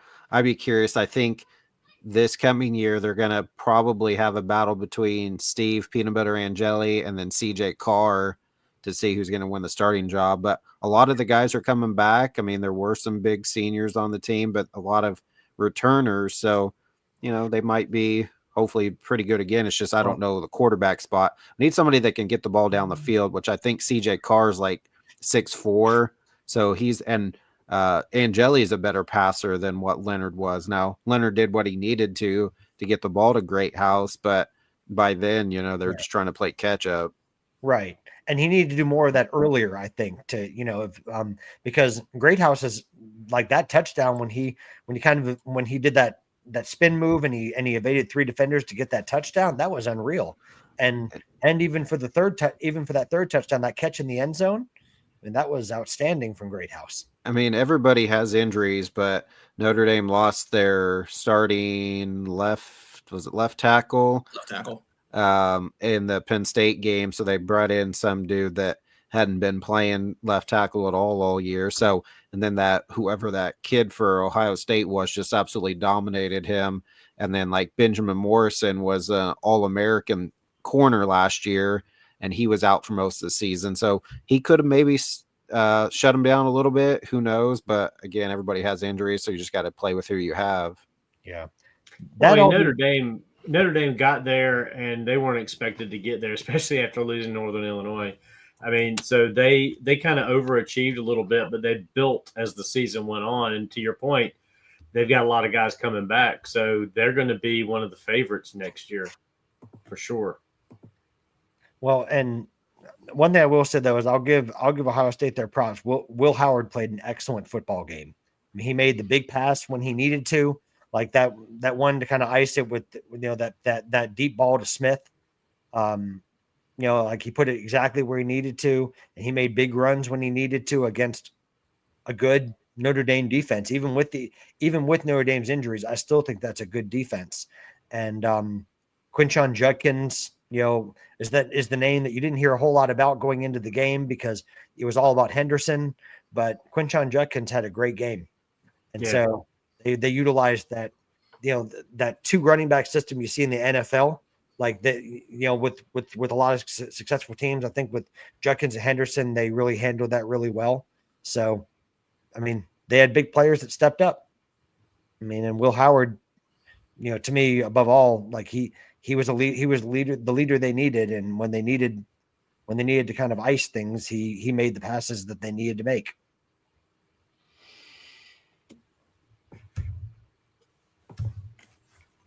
Good talk. I still can't stand that Ohio State won it, though. Yeah. What? I still can't stand that Ohio State won it. OH. Oh, no. You just complained all over during the playoffs how you're not an Ohio State fan. So I'm not an Ohio State fan, but you're from Ohio. When it comes to the championship, you got to root for the Ohio team. If Cincinnati Bengals was in the playoffs and not the Cleveland Browns, I would have rooted for Cincinnati. 100%. This has nothing to do with the actual national championship game, but I did not know that that Nick Saban played football at Kent State. You did not know that? Seriously? I did not. No. Yeah, can't read, can't write. Kent State. Yeah. He also coached with the Cleveland Browns, just so you know. Oh, I did know that. Okay. But I did not realize that he played his football at Kent State. I had no idea. Just learned that the other day. So, and he was a graduate assistant at Kent State and kind of started his coaching career there. So that's pretty cool. I didn't realize that. Sorry, Donnie, I wasn't 37 when that happened. So, I was. Yeah, listen. Got to give the props to Ohio State. Ohio State. He was a great defensive back. I enjoyed watching him. Oh man. You shouldn't have said that. Listen, you got to give Ohio State their props. They prepared. They did their thing. They had a tough schedule in the college football playoffs, and they dominated every single game. Well, it's funny that the two teams that ended up being in the championship game were the 7 and 8 seeds. So they were the two lowest seeds of the top 8 teams. That right there says the committee needs to do some reshuffling. Right. Yeah, we talked about this. Yeah, because neither of them would have made it in the 4-team playoff. No. Mm-mm. So, this is what I say. This is what I say. All right, listen. You win your conference. At that point, you get an automatic bye, but you don't get an automatic bid into the play, not a bye. Yeah, which I'm okay with. You're in. You win your conference. You're in. Now we gotta go ahead and figure out what the seeding is based on who the best teams are. Not because you won your conference. I disagree with that. Why? I think with the conference championships, they should get a bye. However, they should still be subject to reseeding after the fact. So they do not play that first week. So because you still have to reward conferences, in my opinion. You still have to. But you're rewarded because it's an automatic bid. Right, but in that circumstance, right, you have Boise State at 3, Boise State at 4. What I'm saying is that they don't play the first round. They've got a bye. They won their conference. But when it comes to reseeding, they get to move around. So basically, that would put like Arizona State would probably play like the number 1 seed because they'd be like at 11 or 10, and Boise State would be like playing the number 2 seed as a 9. Yeah, but the problem is that you're still going to have a disparity on the teams that are playing because of, look what happened. Clemson won. All right. No offense to your Clemson. No, if Clemson would have been one of the top 4 seeds and got a bye at number 12, then there's better teams than them that are having to play the first week. Right. That's what I'm saying. And I don't agree with that either. So it's Even like though it's like NCAA basketball. Like should be a bye. Right. You got an NCAA basketball, you got your automatic bid, and then at that point, everybody is seated accordingly. So I'm good with being like, listen, you won, because let's be honest, more likely than not, the Clemson would have not made the college football playoff this year based on seeding, right? But they won their conference, right? So they got the automatic bid, which I'm okay with. But even if we had gotten a bye, and we would have had a bye like in either the Arizona State or the Boise State spot, one of those teams would have then had to play Texas, right? And that would have changed how everything else shuffled out. So I don't know if that would have been to our advantage or not. I don't know who we would have ended up playing. I'd have to look at it on paper, but I mean, there could be advantages to someone. I mean, because basically you got the ACC, SEC, Big 10, Big 12. You can't even count the Pac-12 right now. So those are the 4 biggest conferences. So, I mean, I could see if you wanted to put the conference champion in as a bye and they didn't play the first week. But in this case, it would have been a very low-ranked conference champion versus some higher-ranked conference champions of those other conferences. I don't know why they made the choice that those conferences got the bye, except for the fact that their conference champion was higher ranked. I think what really kind of put a wrench in the works was Boise State being as good as they were. I don't think we're going to come across another. I don't think there's going to be another Mountain West team with that kind of schedule and conference with that win again. I think pretty much whoever's going to be the highest rated group of 5 team is probably going to be seated either at like the 12 or probably 11. So I can't see that happening again. And their expectation was that SMU was going to win the ACC at an 8th-ranked spot as well. Right. And if they had, then that would have changed things too, because they would have been higher ranked than Arizona State and possibly Boise. Well, the way you solve all this next year is that you just take the top 9 teams in the SEC, put them automatically into the college football playoff, and then just put 3 other teams in there and just see what happens. I just love the fact that, they're not the best. Listen, I got to give props to Paul Feinbaum. It's like SEC is not the best conference right now. It's the Big 10. Right.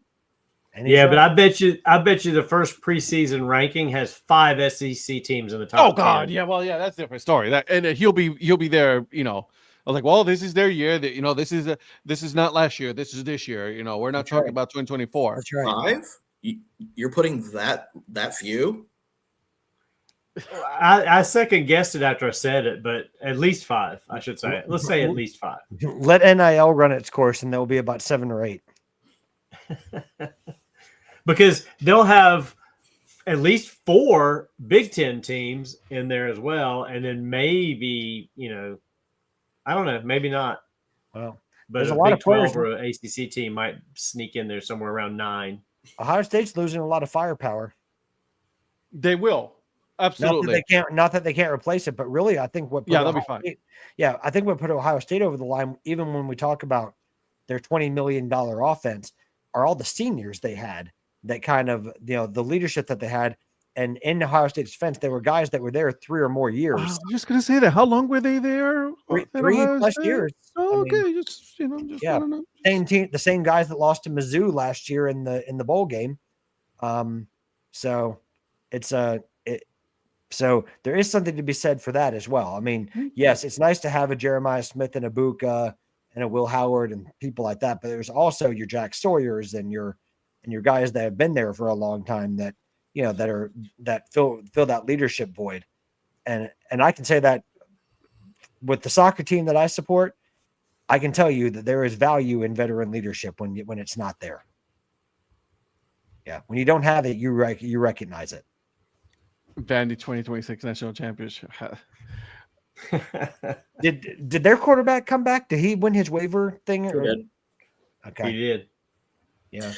Johnny Manziel 2.0. Johnny Manziel 2.0. There was a coach that was being shitty about. I can't remember who that was. Oh, that was who was that? Wasn't Probably Kiffin. Lane Kiffin. Yeah, I was gonna say it was either Kiffin or someone like that. I think it was somebody, oh no, it was I thought it was Beamer. It was somebody I wasn't expecting. Shane Beamer.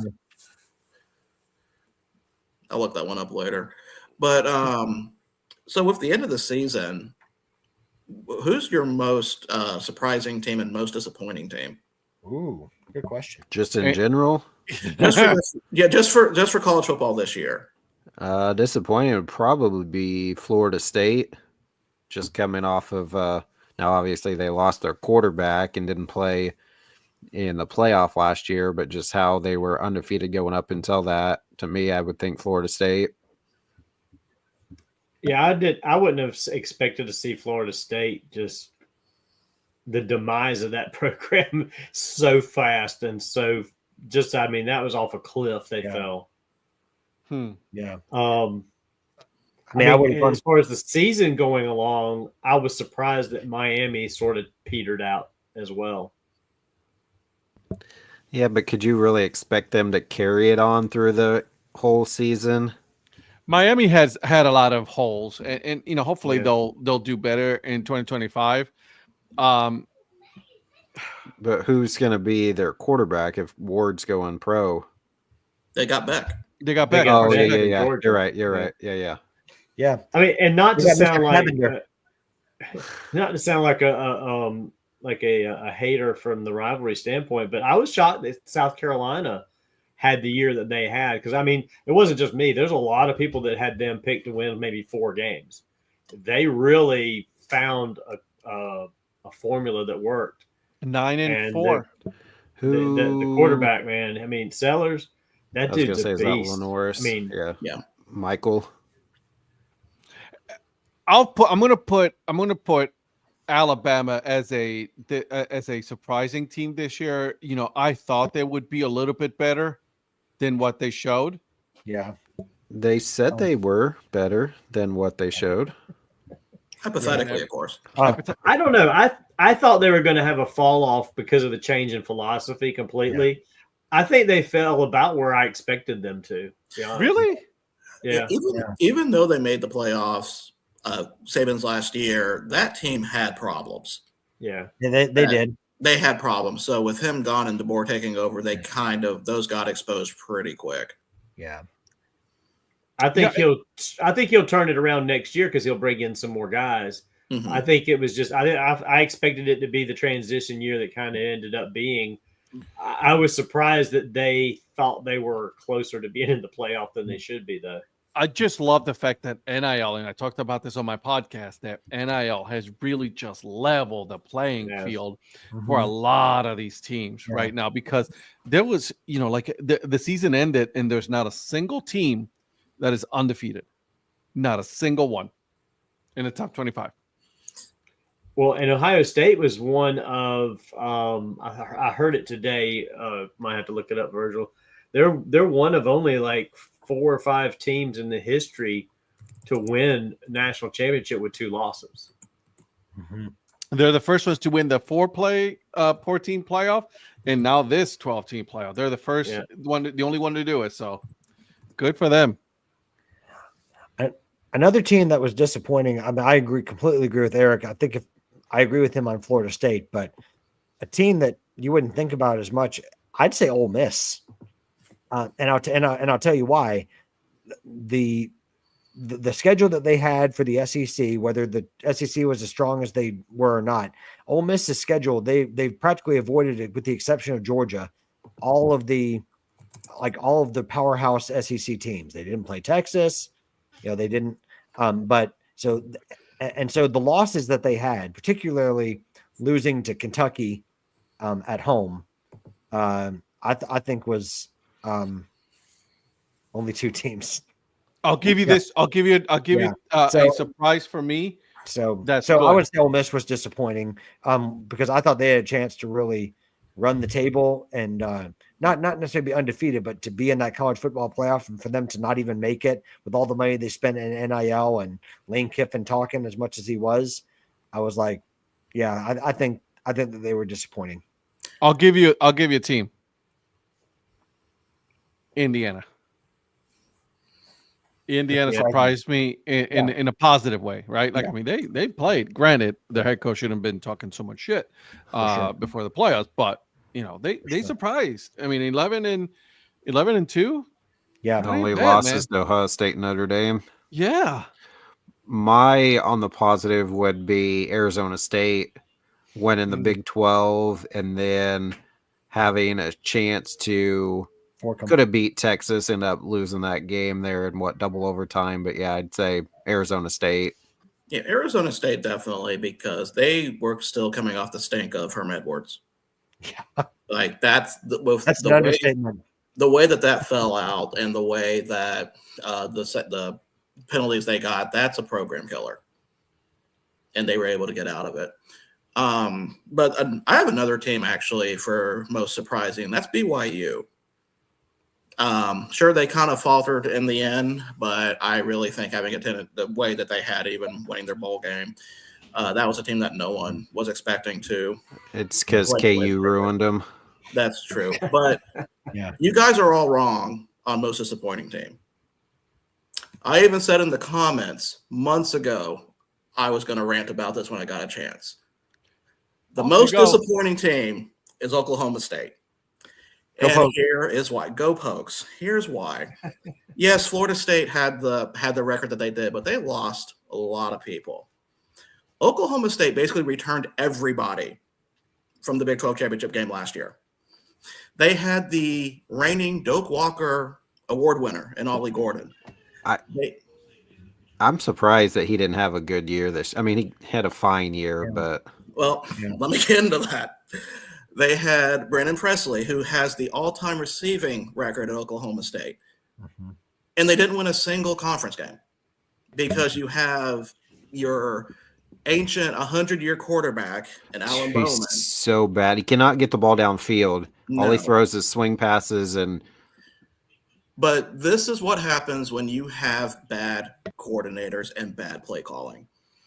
I'm so glad they finally got rid of Casey Dunn. He is great when he has a mobile quarterback like Spencer Sanders, but when you have the antithesis of a mobile quarterback, you can't do anything. The line could not run. There was no runs. Ollie Gordon looked pedestrian. Even with the receivers, it just fell apart. They were not favored to win the Big 12. They were probably second to third, but to go winless is a whole nother thing. It's terrible. Is Brennan Presley a 12th year freshman this year? I think he's finally out of eligibility. Are you sure? I think he is forever. Goodness, just like he's filing a waiver. Just like Lindy Waters III was on your basketball team for 97 years. I was like, is this guy ever graduating? He was there with Phil Forte, I believe, in his 87th year of OSU basketball. Jesus. Virgil poking at Mrs. I'm not. No. She understands. I know she does. I'm in that same boat. Man, I asked her. Sorry, I was going to say I asked her brother who went to Oklahoma State if you think it's time to get rid of Gundy, and he doesn't think it's really Gundy, like you said, more the coordinators. Gundy earned a chance to fix it. If he doesn't fix it, I think next year, if it's kind of the same, or I think it's going to be bowl game or bust next year, honestly. Yeah. If it's not fixed next year, I would not be surprised. So there's a simple solution for Mike Gundy. He needs to bring the mullet back. Please don't. He's like Samson. You cut off his hair, and he's powerless all of a sudden. He is. Please don't. He is. Don't. He is. Now, another team that I thought was a surprise, at least for me, maybe I just didn't know enough about them, but it was SMU. Having the kind of year that they had. I understand they've got big boosters who have a lot of money, and I get that that can bring some success. I mean, I know that they've been one of the biggest beneficiaries of NIL money. Okay. But that being said, just to kind of have the year they had in 1 year, I thought was pretty impressive. I mean, I know they didn't win the ACC, Clemson did, but overall, I thought they had a very impressive year. So SMU would be another shout for me. I think what makes that one impressive was the fact that that was their first year in Power 4. Yeah, exactly. Well, the one thing they have in common with some of these other teams, them, Indiana, Oregon to some extent, these guys, they didn't play the strongest conference schedules for the conferences they joined. They came in and they played a lot of the bottom feeders of their conference. So they had, and not to take anything away from how good they were playing, but this is coming from a Clemson fan. Well, there's not a lot of teams in the ACC that are really good right now. Right. I don't know. I mean, Oregon played Michigan State, Ohio State, Purdue, Illinois ranked, Michigan, Maryland, Wisconsin, Washington, and Penn State. So, I mean, they all played a couple of good teams, but they all had favorable schedules, I guess is what I'm trying to say, that helped them. And they beat some of the teams that they maybe shouldn't have beat. So, because I think they surprised some teams in the ACC, just like I think Indiana surprised some teams in the Big Ten, as well as Oregon coming in. Texas didn't have too tough of a schedule in the SEC. So, yeah, we'll see. Another disappointing team I want to bring up because basically the coach was a hot commodity 2 years ago. What is Luke Fickell doing with Wisconsin? Who the hell knows? I wish I could tell you. That's another bowl streak that got broken. And I was shocked to see that one. That their season went off the rails from the time that Jack Del Rio got arrested yet again for drinking under the influence, and then now he's gone to Paris to coach football. Wait, Jack Del Rio was in Wisconsin? He was a consultant for Wisconsin. Shut up! I didn't even know. You know what? What's his name? Luke Fickell should have stayed at Cincinnati. Yeah. But I mean, Jack Del Rio. Am I right? That was that was right before the season started, Virgil, or like right at the beginning? It was like August. I don't remember the Del Rio thing off the top of my head. Let me take a look. I want to say it was I thought it was in the off season, but yeah, it was like a DUI if I remember correctly. Yeah, I think it was his second one. And so he kind of was. It was either a mutual parting or he was dismissed. He was an offensive. I think he was a defensive consultant or something like that. It was during the season because the article I found was for November 5th, 2024. Okay. And he was arrested operating a vehicle while intoxicated. So now he's taken over in Paris for that European Football League they've got over there. He's now a head coach for the Paris team. And replaced the guy that was a former NFL coach who's now the offensive coordinator for Kennesaw State in Kennesaw, Georgia. So wasn't Joe Thomas also coaching there in one of those leagues? I think Joe Thomas? Joe Thomas. Yeah, Joe Thomas was up there. He was coaching in Germany. Hall of Famer Joe Thomas? Joe Thomas. I'm telling you, yeah. Cleveland Brown Joe Thomas? Joe Thomas, yes. That same guy.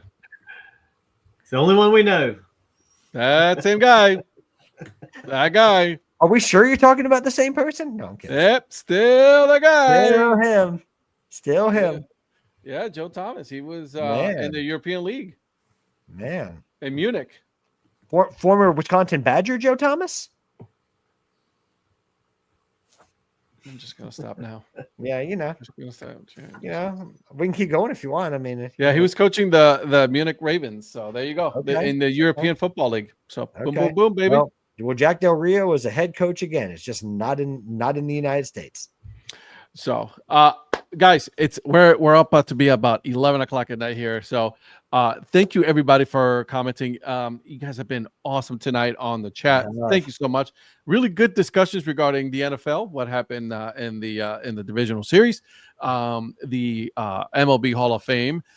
Whoever that voter is, they should be brought out and they should take his voting rights away because that's some BS right there. And then we finally have the end of the college football playoffs. Ohio State rightfully as the winner. this year. You're welcome. Bless you. Yes, Mr. Producer, you look like you want to say something. I just made a discovery looking at the European League football coaches. Please do. So, Jack Del Rio is with the Paris Musketeers, but I came across the Berlin Thunder, whose head coach is Dean Kokinos. And nobody probably knows that name except for me, because he was the coach of the Tennessee Valley Vipers Arena Football League, the one that won the championship. Oh, nice. Wow.